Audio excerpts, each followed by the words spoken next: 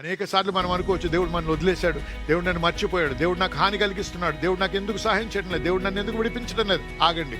ఓర్పు సహనం అనేది చాలా అవసరం. విశ్వాసముతో పాటు ఓర్పు సహనం, అవన్నీ కూడా దేవుడు గమనిస్తున్నాడు. నువ్వు ఎప్పుడు మర్చిపోకు. నీ విడుదల రానై ఉన్నది. దేవునికి స్తుతి చెల్లించండి.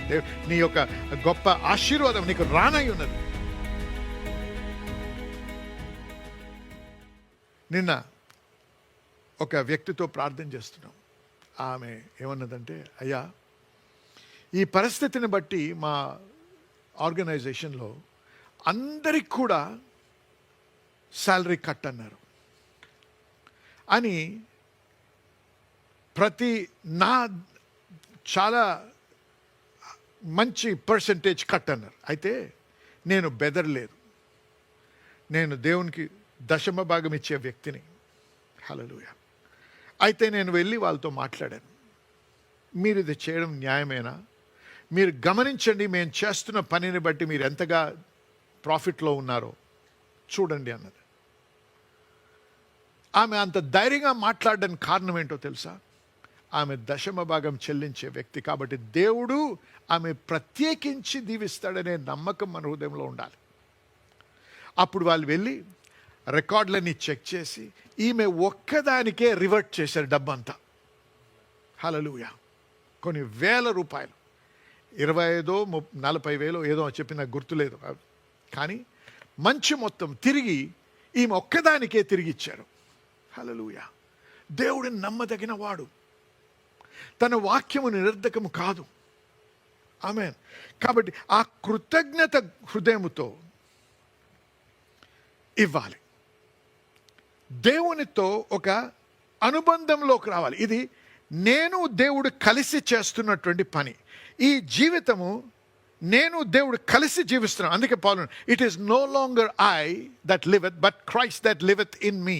జీవించుచున్నది నేను కాదు కానీ నాలో క్రీస్తు జీవించుచున్నాడు. నేను క్రీస్తు కలిసి జీవిస్తున్న జీవితం. కాబట్టి ప్రభువా, ఈ జయము పొందాను, ఈ గొప్ప బహుమానం పొందాను, ఈ గొప్ప ఫేవర్ కృపను పొందాను అంటే దీని అంతటి కారకుడు నీవే. కాబట్టి నేను నోటి మాట ద్వారానే థ్యాంక్ యూ అని చెప్పడం కాక, ఈ థ్యాంక్ యూ అనేది క్రియారూపంలో నా దశం భాగం తీసుకొచ్చి నీకు ఇస్తున్నానయ్యా, మీకు స్తుతి చెల్లించి నాయనా మీరు దయచేసి స్వీకరించి నన్ను దీవించు ప్రభువా అని ప్రార్థించడం అనమాట. హల్లెలూయా. మరి ఆది కాండంలో ఇంకొక ఉదాహరణ చూసుకుందాం. యాకోబు గురించి వద్దాం. 28వ అధ్యాయం 20వ వచనం. అప్పుడు యాకోబు, నేను తిరిగి నా తండ్రి ఇంటికి క్షేమముగా వచ్చినట్లు. ఆగండి. ఇక్కడ యాకోబు మోసం చేశాడు. ఈసా అతన్ని హతము చేస్తాడనే భయముతో పారిపోతున్నాడు తన మామగారి దగ్గరికి, తమ తల్లి సహోదరుని స్థలానికి.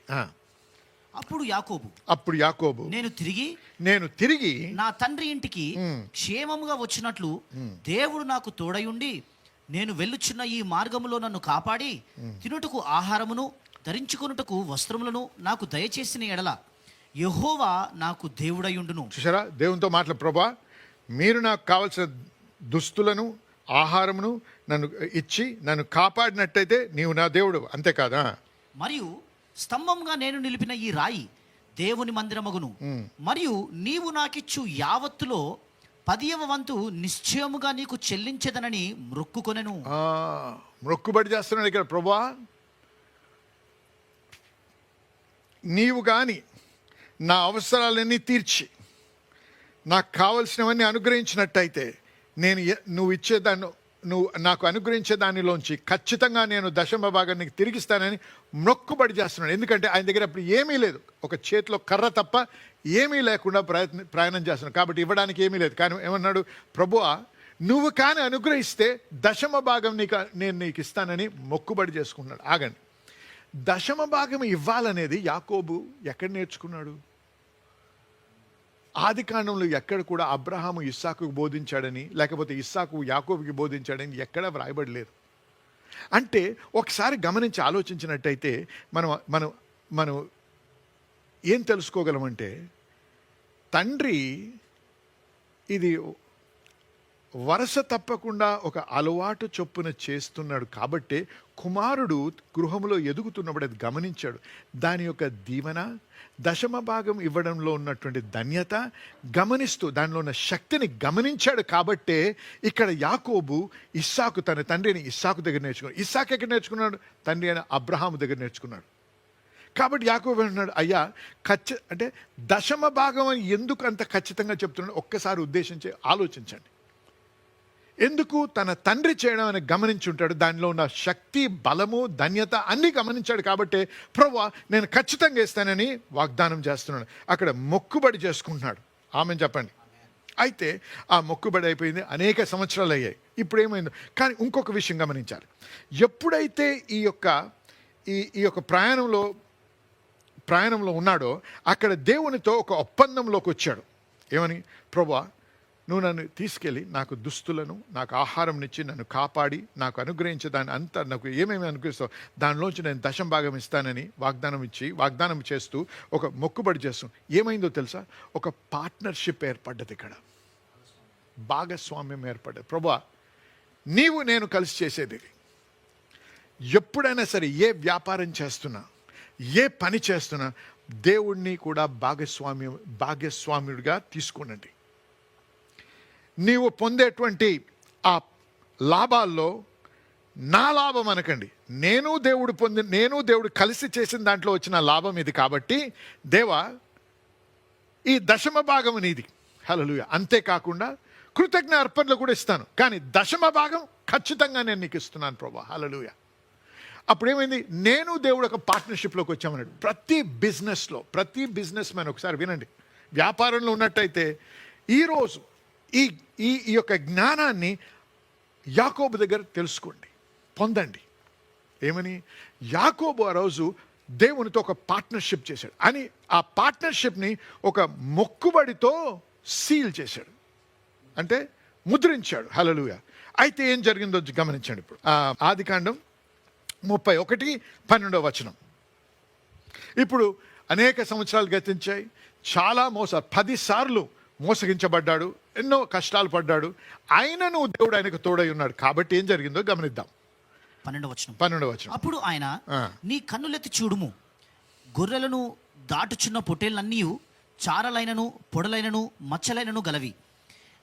ఏలయనగా లాబాను నీకు చేయించినది యావత్తును చూచి తిని.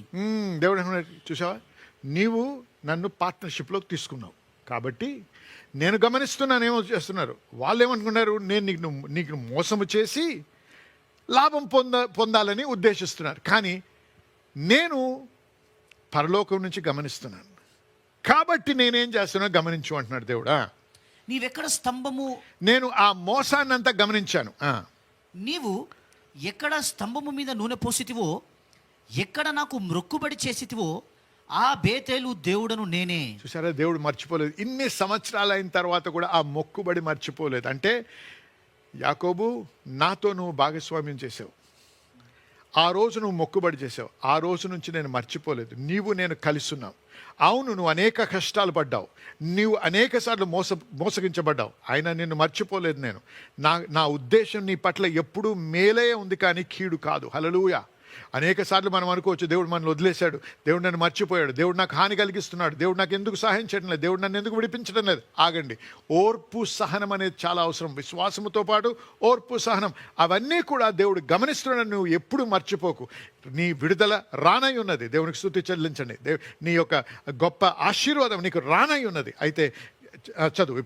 ఇప్పుడు నీవు లేచి ఈ దేశములో నుండి బయలుదేరి నీవు పుట్టిన దేశమునకు తిరిగి వెళ్ళుమని నాతో చెప్పాను. చూసారా, ఇప్పుడు సమయం అయింది. యాకోబు బయలుదేరి వెళ్ళు. ఎక్కడికి? నేను ఎవరినో తెలుసా? నాతో నువ్వు నిబంధన చేశావు, నాతో నువ్వు భాగస్వామ్యం చేసావు, ఆ మొక్కుబడి చేసావు. దేవుడు మొక్కుబడిని గుర్తు చేస్తున్నాడు. మొక్కుబడి ఏమై ఉండింది? దశమ భాగం నీకు ఇస్తాను ప్రభు అని. హల్లెలూయా. ఇప్పుడు చూడండి ఎంతగా దీవించబడ్డారు. 32వ అధ్యాయము 10వ వచనం ఇంకొక ట్రాన్స్లేషన్లో, నీవు నీ దాసుడైన నా పట్ల నమ్మకంగా ఉండి ఎంతో వాత్సల్యత చూపించావు. ఇప్పుడు చూసారా వాక్యంలో యాకోబు ఏమి సాక్ష్యం ఇస్తున్నాడు? ప్రభువా నీవు నీ దాసుడైన నా పట్ల నమ్మకముగా ఉన్నావు, వాత్సల్యము చూపించావు, దానికి నేను యోగ్యుని కాను. అయినా నువ్వు చేసావు కాబట్టి విను. నేను యోర్దాను నది దాటి వచ్చినప్పుడు నేను మొట్టమొదట నీతో ఆ ఒప్పందం చేసి మొక్కుబడి చేసుకున్నప్పుడు, యోర్దాన్ దాటినప్పుడు నాకు ఉన్నది నా నా చేతికర్ర మాత్రమే. నా చేతి కర్ర మట్టుకే, ఇంకేమీ లేదు. కానీ నా నోటి మాటతో నేను మరి మొక్కుబడి చేసుకున్నాను. ఇప్పుడైతే నేను 2 గుంపులయ్యాను. ఎంత ఆశీర్వదించబడ్డాను గమనించు. దేవానికి స్తోత్రం. ఇది నీవే దీనికి కారణభూతుడివి. నీవే నన్ను ఇంతగా దీవించావు. మేకలు, ఒంటెలు, గాడిదలు, మరి గొర్రెలు, దాసులు, మరి భార్యలు, పిల్లలు, అనేక జనసమూహం ఇంత గొప్పగా దీవించబడి వస్తున్నాడు. ఇంత విస్తారమైన దీవెన కారణము నీవే ప్రభువా. నేను యోగ్యుడిని కాను, కానీ నీవు చేసిన పని అని గమనిస్తా. అందుకే చూసారా, దేవుడు గుర్తు చేశారు, ఆ మొక్కుబడి మర్చిపోకు. 10వ దశమ భాగం తిరిగి దేవునికి ఇవ్వడం. అంతేకాదు, ఇంకొక వచనం చూద్దాం. 30వ అధ్యాయం 43వ వచనం. అదే ట్రాన్స్లేషన్. 30 chapter 30 verse 43. ఈ విధంగా ఆ ప్రకారము ఆ మనుష్యుడు ఇక్కడ దీంట్లో ఉందేమో. ఆ ప్రకారము ఆ మనుషుడు అత్యధికముగా అభివృద్ధి పొంది. ఆ ప్రకారముగా ఆ మనుష్యుడు, ఎవరా మనుష్యుడు? యాకోబు. హల్లెలూయా.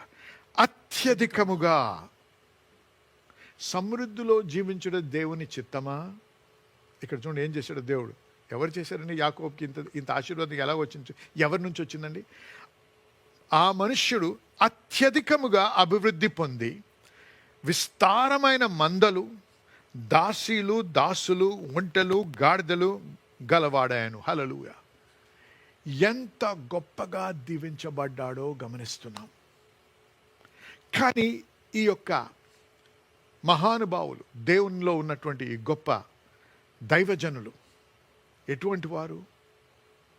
దేవునితో భాగ్యస్వామ్యంలో ముందుకు కొనసాగారు జీవితంలో.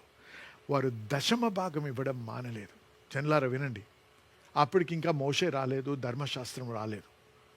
దేవుడు అక్కడ చెప్పలేదు, నువ్వు నా మాటకు, నా ఆజ్ఞకు విరుద్ధంగా ప్రవర్తిస్తున్నావు కాబట్టి శాపగ్రస్తుడు అవుతావని, శాపం నిన్ను వెంబడిస్తుందని ఎప్పుడు పలకలేదు. ఇది ధర్మశాస్త్రం ఇవ్వక ముందే వారి అలవాటు.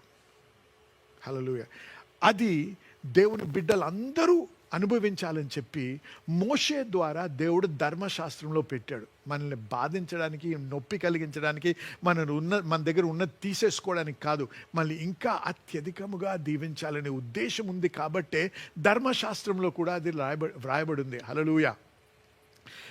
అంతేకాదు, వ్రాయబడ్డమే కాదు, ఇప్పుడు ధర్మశాస్త్రంలో చూసినట్టయితే మలాకి గ్రంథం 3:10లో అది దాని వలన ఉండే గొప్ప దీవెన, ఆశీర్వాదం ఏంటో మనము తెలుసుకుంటున్నాం కూడా. కాబట్టి జనులారా, ఈ రోజు నుంచి మరి ఎన్నడూ కూడా మీరు ప్రశ్నించకూడదు. ఈ రోజు నుంచి ఇది నేను చెప్పింది, ఈ బోధ మీకు అర్థమైనట్టయితే ఈనాటి నుంచి మీ హృదయంలో ఎటువంటి అనుమానం ఉండకూడదు దశమ భాగం గురించి. దశమ భాగము తిరిగి దేవునికి ఇచ్చుటలో ఉన్న ధన్యత మీరు ఒకసారి గమనించాలి. కాబట్టి ఈ రోజు నుంచి, ఇంతకాలం మీరు ఏం చేశారో నాకు తెలియదు. ఇంతకాలం కొద్దిమంది ఇచ్చుంటారు, కానీ మంచి ఉద్దేశంతో ఇచ్చుండకపోవచ్చు, లేకపోతే కృతజ్ఞత కలిగిన హృదయంతో ఇచ్చుండకపోవచ్చు. ఒక భారము కలిగిన హృదయంతో, అయ్యో మళ్ళీ పోతుంది డబ్బు, నేను ఇంకెలా బ్రతకాలి, దేవుడికి ఇవ్వకపోతే నన్ను మొత్తుతాడేమో, దేవుడు నన్ను శిక్షిస్తాడేమో అనేటువంటి బాధతో ఇచ్చినటువంటి వారు అనేకులు ఉంటారు. అది అది అది అటువంటి ఆలోచన, అటువంటి విధంగా ధ్యానించడం మనం మాని, మరి సరి అయినటువంటి సహృదయముతో, కృతజ్ఞత కలిగిన హృదయంతో దేవునికి మనం చెల్లించాలనే ఉద్దేశంతోనే నేను ఇదంతా బోధించాను.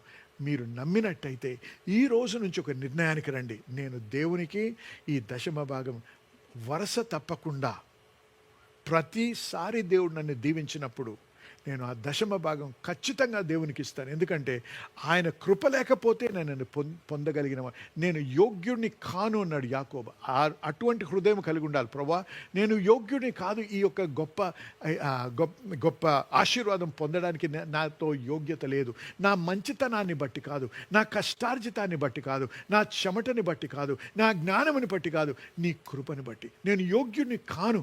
కానీ నువ్వు ఏ విధంగా అయితే అబ్రహాముకి జయాన్ని ఇచ్చావో, ఏ విధంగా అయితే యాకోబుని దీవించావో అదే విధంగా నన్ను కూడా దీవించు ప్రభువా అనేటువంటి హృదయముతో మనము తిరిగి దేవునికి మన దశంభాగం చెల్లించినప్పుడు దేవుని యొక్క ఆకాశ వాక్యలను విప్పి పట్టజాలనంతగా విస్తారముగా మనల్ని దీవిస్తానని వాగ్దానం ఇచ్చిన దేవుడు, మాట తప్పని దేవుడు. నమ్మిన వారు ఒకసారి హల్లెలూయా చెప్పండి. ఆమేన్, హల్లెలూయా.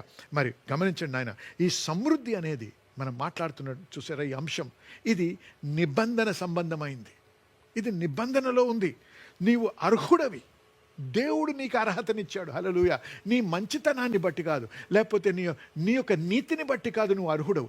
యేసయ్య చేసినటువంటి క్రియని బట్టి, ఆయన రక్తములో నిన్ను కడిగాడు, ఆయన నీ కొరకు నా కొరకు మరణించాడు, పాతి పెట్టబడి తిరిగి లేచి ఏమన్నాడు, ఇప్పుడు వీఆర్ జస్టిఫైడ్, అంటే మనము నీతిమంతులుగా తీర్చబడ్డాం.